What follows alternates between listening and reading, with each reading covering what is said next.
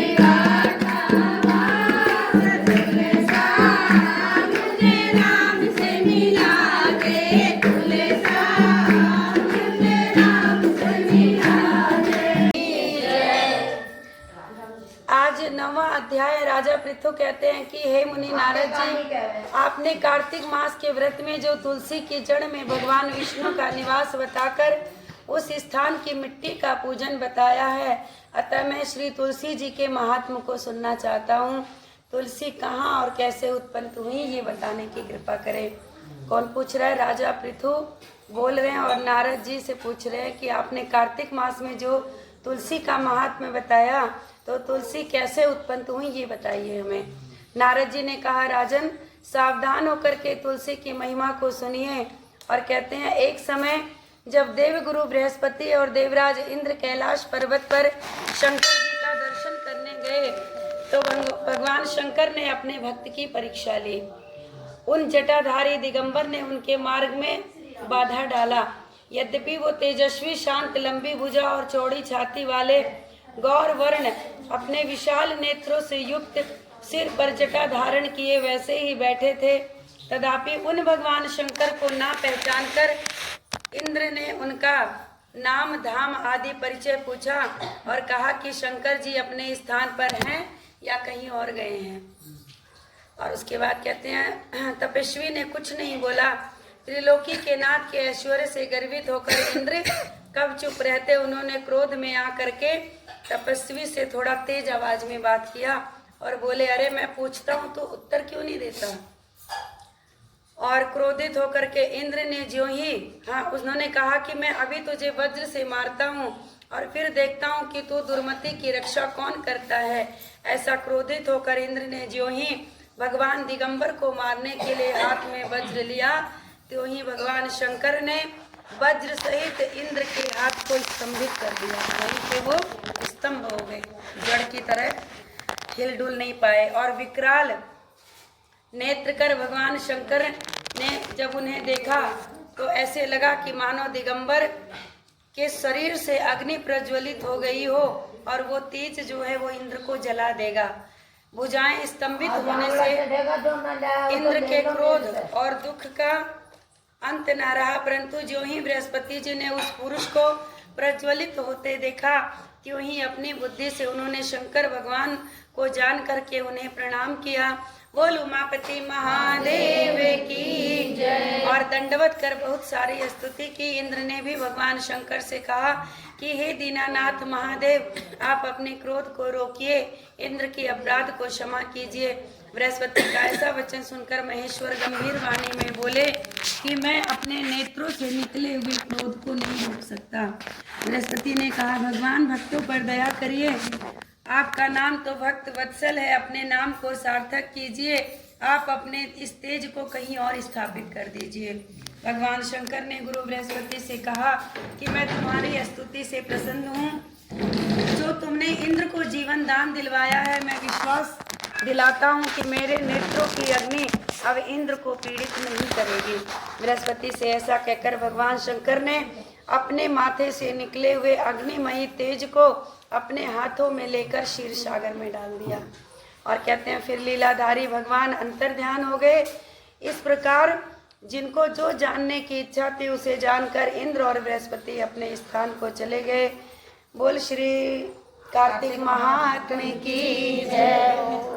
नारायण जय हो नारायण नारायण नारायण स्वामी नारायण नारायण नारायण हरि हरि नारायण नारायण नारायण जय हो नारायण नारायण नारायण जाओ नारायण नारायण नारायण।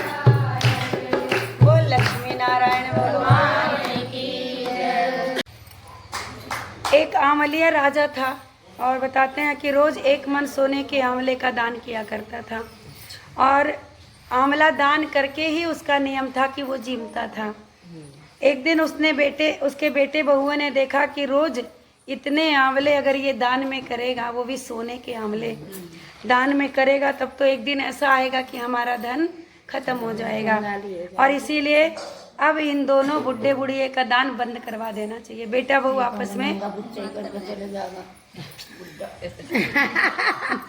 आपस में बात कर रहे थे दोनों। और उसके बाद कहते हैं उनका बेटा आया और राजा से बोला कि आप तो सारा धन लुटा दोगे, इसीलिए आप आंवले का दान बंद कर दीजिए। तब राजा और रानी उजाड़ में जाकर के बैठ गए और आंवले का दान नहीं कर सके, इसीलिए उन्होंने कुछ भी नहीं खाया, क्योंकि नियम था कि जब आंवले का दान कर लेंगे तभी कुछ खाएंगे। आज आंवला दान नहीं कर पाए, इसीलिए कुछ नहीं खाया उन लोगों ने। अब भगवान ने क्या सोचा, भगवान कहते हैं कि अगर हमने इसके सत की लाज नहीं रखी तो दुनिया में कौन मुझे आंवला चढ़ाएगा। आंवला नवमी के दिन आंवला चढ़ाए कोई, इसके लिए हमें इनकी लाज को रखना है। भगवान ने सपने में कहा कि अरे उठो, तुम्हारे पहले जैसी रसोई हो गई और आंवले का वृक्ष भी लग गया है, जितना दान करना है उतना दान करो और उसके बाद जीम लो। अब राजा, अच्छा उजाड़ का मतलब आप लोग समझे, बुढ़ा बुढ़िया घर छोड़ के निकल गए कि भाई जब दान पुण्य नहीं कर सकते तो फिर क्या फायदा। निकल गए और जंगल में जाके बैठ गए। हाँ, पर आप कहीं मत जाना।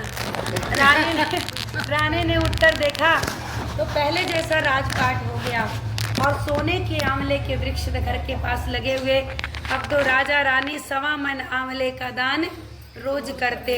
अब पूरे नगर में बात फैल गई, भाई पता नहीं कहाँ से 2 बुढ़े बुढ़िया चल के आए हैं और वो आन के आते ही अच्छा सा महल भी बन गया है और वृक्ष लगा हुआ है, सोने के आंवला उसमें गिरता है और वो सोने का ही आंवला दान करते हैं।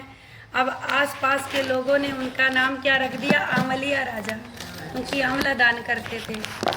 सो तुम अच्छा, इधर बेटा और बहू जो थे धीरे धीरे ये कंगाल हो गए। इनका राजपाट बुढ़ा बुढ़िया गए, इनका राज भी लेके गए, कंगाल हो गए। अब उसके बाद अब ऐसा हो गया कि एक एक रोटी के मोहताज हो गए।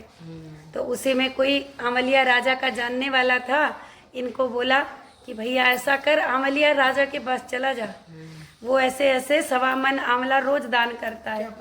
एक आंवला भी मिल गया तो भी तेरी तो कुछ दिन की, भाई सोने का आंवला मायने रखता है। अब ये दोनों पति और पत्नी बोले चलो वहीं पे चलते हैं, नहीं होगा तो हाथ पैर जोड़ के उनके घर चाकरी कर लेंगे हम लोग। अब जाते हैं और उसके बाद राजा के हाथ पैर जोड़ के बेटा नौकरी करता है और बेटी जो बहू है वो सास के पास आती है और कहती है कि रानी माँ मुझे आप नौकरी पे रख लो। और उसके बाद रानी माँ रख भी लेती हैं क्योंकि पहचान लेती है कि ये मेरी बहू है। पर सास तो इतनी अच्छी हो गई कि अब बहू की पहचान में नहीं आ रही थी। और उसके बाद फिर कहते हैं कि जब उनके घर काम करने लगी, एक दिन क्या हुआ कि जानबूझ के सासू माता ने कहा कि अरे सुन आज तू नहला दे मुझे। और जब नहलाने लगी तो इधर ये रो रही थी। अब जब रोई तो इसके जो आंसू थे वो सासू माता की पीठ पे जाके गिरे। तो कहा कि क्या बात है, तू रो रही है, कोई दुख है तुझे? बोली ना माँ जी कोई दुख तो नहीं है, पर ऐसी मेरी सास के पीठ पे मस्सा था, वही देख के मैं रो रही हूँ। जैसे आपकी पीठ पे है, नहला रही थी। हाँ, तो बोली तो रो क्यों रही है, मैं ही तो तेरी सास हूँ। तो चिपट गई, माफ़ी मांगी। और हे आंवला नवमी, जैसे बुढ़िया बुढ़े का उद्धार हुआ वैसे सबका हो, और जैसे बेटा बहू का वैसे किसी ना, सबकी लाज रखना। और इसी के साथ कार्तिक महाराज की